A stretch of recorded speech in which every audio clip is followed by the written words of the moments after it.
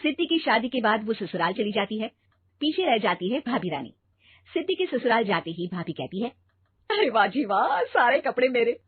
हाय रे पैंट, अरे वाह वाह, मजा आ जाएगा। अरे ये सिद्धि की अलमारी के सामने खड़े होकर क्या बड़बड़ा रही है? जा जाकर देख मेहमानों को विदाई की मिठाई मिली कि नहीं। अब हाँ हाँ माँ जी, क्यों नहीं, लेकिन पहले कपड़े तो बदल लूं। अब रानी आ जाती है सिद्धि के उन कपड़ों में जो वो ससुराल जाने से पहले घर छोड़ जाती है। अरे रानी, कुछ दिन रुक जाती। अरे ये तो सिद्धि बिटिया को मैंने ही दिया था, बड़ा ही फबता था उस पर, तुझ पर तो कुछ खास नहीं लग रहा। अब वो ना मेरे सारे कपड़े गीले थे तो सोचा पहन लूं। वैसे भी सिद्धि को कौन सा दिन पुराने आउटडेटेड कपड़ों को पहनना है।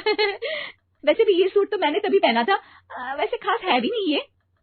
हाँ हाँ ठीक है, लेकिन ना मेरी सिद्धि पर तो जमता था। सारे मेहमान चले जाते हैं और सिद्धि ससुराल से मायके पहली बार आती है। अपना घर, अपना कमरा, अपनी अलमारी।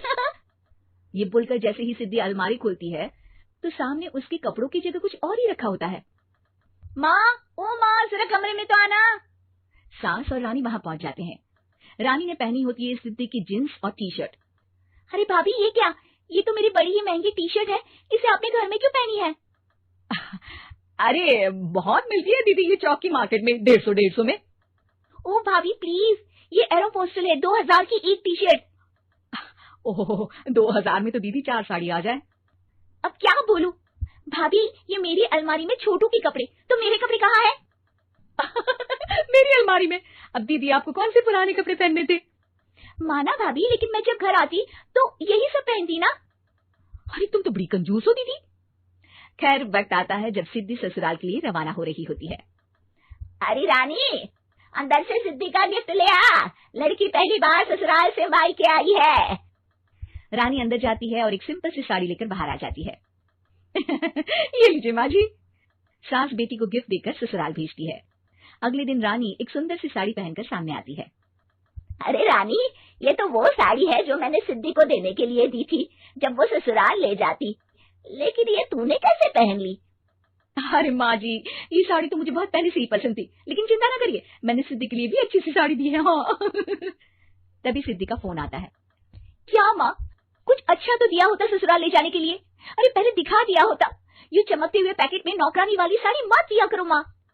अरे बेटे, वो तेरी भाभी ने ना गलती से उससे पैकेट बदल गया। हाँ, मैं कल ही तेरे भाई के हाथ से तेरा वाला पैकेट भेज दूंगी।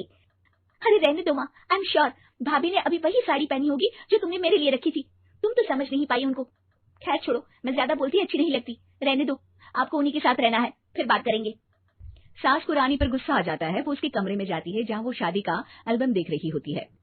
रानी, मार्केट जाकर एक ऐसी ही साड़ी लेकर आ, कल प्रतीक जाकर सिद्धि के घर दे आएगा। अरे क्यों माँ जी, कितनी साड़ी देनी है दीदी को, यहाँ कोई सेल लगी है क्या? अरे चुप कर, मेरे बेटी के हिस्से की साड़ी खुद पहन ली, अब ज्यादा ज्ञान बांट रही है। एक दिन सिद्धि का फोन आता है। माँ, मेरी सास ने आप सबको खाने पर बुलाया है। सारे लोग सिद्धि के ससुराल पहुंचते हैं। खाना खाकर वो लोग निकल रहे होते हैं कि सिद्धि की सास सभी को गिफ्ट देती है। अरे बहन जी, बेटी के घर का खाना खा लिया, यही बहुत है, जो आप ऊपर से गिफ्ट भी दे रही है। अरे बहन जी, आप भी कहाँ इन बातों पर विश्वास कर रही हैं। सास सभी को गिफ्ट देती है, लेकिन रानी को जो साड़ी देती है वो अजीब सी हरे रंग की लाल रंग की बड़ी छाप वाली होती है। अरे चीची, ये कौन पहनेगा? सासू माँ को तो जरी वाली इतनी सुंदर, और मेरे लिए ये नौकरानी वाली। अरे भाभी, दरअसल मैं जब भी घर आती थी आप वापसी में ऐसी ही साड़ी देती थी ना, तो माँ ने सोचा कि आपको आपकी पसंद की ही साड़ी क्यों ना दी जाए। बेचारी रानी, बोलती भी तो क्या। सिद्धि और सास रानी का चेहरा देखकर हंसने लगती है, तो रानी समझ जाती है कि अपने ही बिछाए जाल में वो फंस चुकी।